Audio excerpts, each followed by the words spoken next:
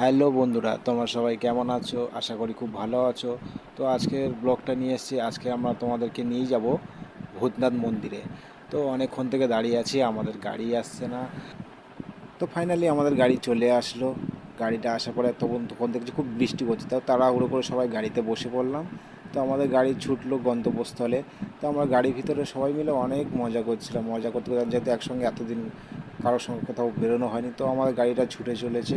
আমরাও গাড়ির ভিতরে খুব মজা করে গান শুনছিলাম। তো একসঙ্গে আমরা পৌঁছে গেলাম।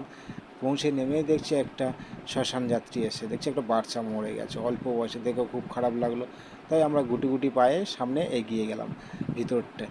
তা ভিতরে এসে দেখছি এত সুন্দর করে সাজিয়েছে চারিদিকটা, আর একদম ফাঁকা। আমরা যেই টাইমটা এসেছি পুরো ফাঁকা।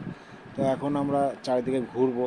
তো দেখছিলাম আমি কোনো সময় আসিনি, ফার্স্ট টাইম এই আমি এসেছিলাম ভূতনাথে। তো আমরা এখন চলে যাবো বাবার মহাদেবের তিলক কাটতে। তো আমরা সবাই মিলে এক এক করে বাবা মহাদেবের তিলক মাথায় নিচ্ছিলাম।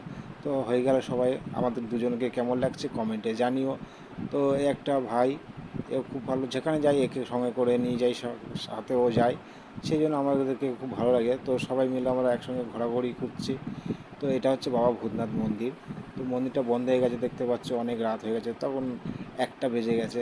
তো রাস্তা পুরো ফাঁকা, গঙ্গার পাড়ে কেউ নেই। তো আমরা গঙ্গার পাড়ে চলে এসেছিলাম রিলস বানাবো বলে। তো আমাদের ব্লগটা কেমন লাগলো কমেন্টে জানিও অবশ্যই। আর কারা কারা ভূতনাথে এসেছিলে অবশ্যই কমেন্টে জানাবে। শুভরাত্রি, তোমরা সবাই ভালো থাকো। Good night.